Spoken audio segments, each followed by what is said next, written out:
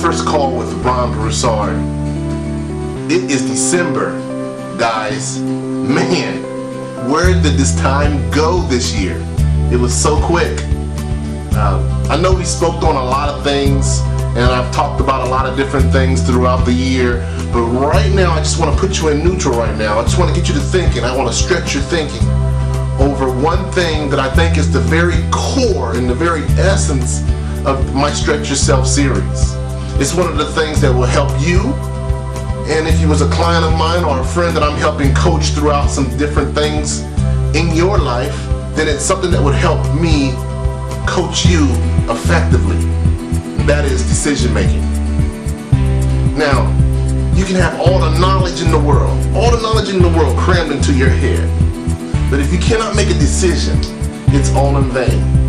Decision making should be just like the way you breathe. It should become natural. It should become second nature. Now, if you have listened to me all throughout the year about taking action, if you follow me on Facebook, coming up to this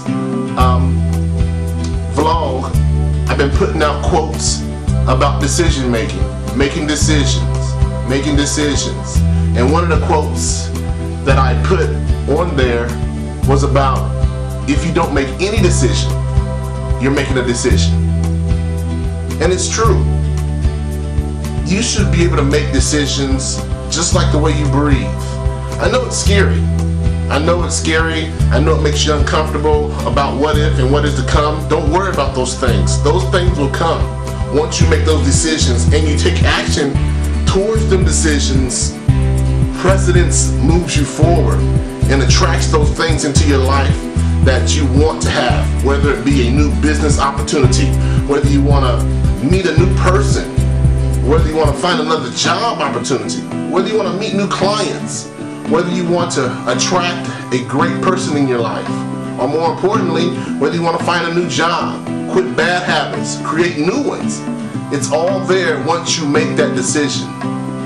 Now, the most questions that I received throughout the year, or the question that I received the most throughout the year, was about getting started. And they asked me, Ron, how did you get started? Or I received some that said, hey Ron, I got started and I made some mistakes, and so I started all over again and I started back from scratch. I had to build everything back down and build everything from the ground up. I'm going to give you one major key to getting started that I use. One major key to getting started that I use is I get started every day. And I know that sounds funny, but if you think about it, I have this one major goal out there. It's one big goal, and then I have all these little major things that I want to get done to lead me up to that. And every day, in my mind, I think I'm starting over, because you are. Technically, you're starting over. If you've accomplished what you needed to do that day, you are starting over. So I'm always starting over, and starting over. It's better than starting all over in your life. It's better than starting all the way over from scratch. Now, understand you're never going to make a right decision. Honestly speaking, I don't think I've never made a right decision in my life. I think probably the only decision that I think that was well worth it is me following my passion. That's probably the one major decision. And the reason why I think that you don't make right decisions, because every decision that you make, it's not about you making a right decision. Because I've made right decisions that turned out wrong, and I've made wrong decisions that turned out okay, and I was like, man, I can't believe it turned out the way it did. You're not put here on this earth to make right decisions. You're put here on this earth to make decisions, and then you work your life to make it right. Another thing that I would like for you to write down is about taking advice. Now, there's two different ways that I would like to explain it, and I don't want you to think that it's a wrong way. And the reason why I say don't take advice is you should take counsel, because counsel is where you have already an idea of what you want to do, and you're just getting different people's opinions on how they feel about it, but you are ultimately going to make that decision. Advice is a cop-out if you're taking someone's advice, because if you fail, then you have something to blame.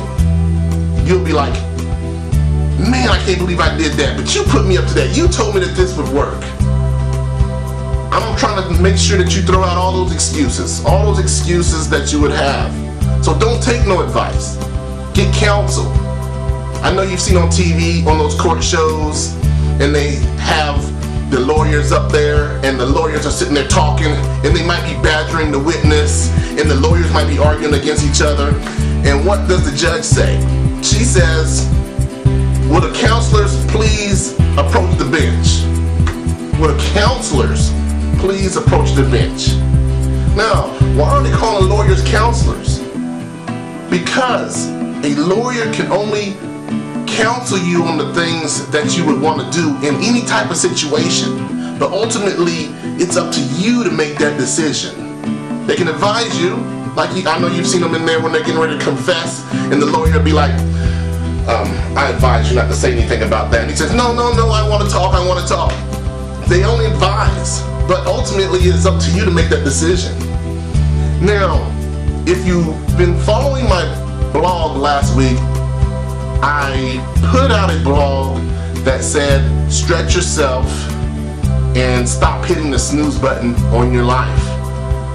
I highly advise anyone to go out there. If you're on there on my blog, you can definitely go to it. It's Imagine for a Moment on blogspot.com, or you can catch me on Facebook and read it. But there's a very key quote in there that I want to repeat right now so that you can understand, and that is the difference between people that are ordinary and extraordinary is who wants it the most. Now, I play ball with my friend, his name is Marvin, and we have a great time. We play basketball.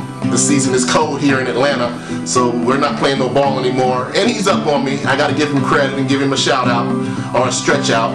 He's giving me credit. I gotta give him credit that he's beat me this year, but we've had some very difficult times, some very challenging times when we play basketball.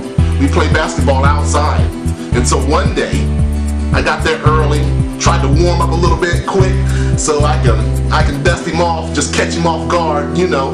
And the wind was blowing bad. Man, the wind was blowing terrible, and I was like, man, how are we going to be able to do this? And so I told him about that quote, and so he pulls up to court. He gets out and he's dribbling his basketball as he's walking over to the court, and he says this. He says, Brew, that's my nickname, Broussard. They just call me Brew. He says, Brew, you know what today is? Today is the day of who wants it the most, because you have to stretch yourself out of that comfort zone. You have to stretch yourself out of that comfort zone.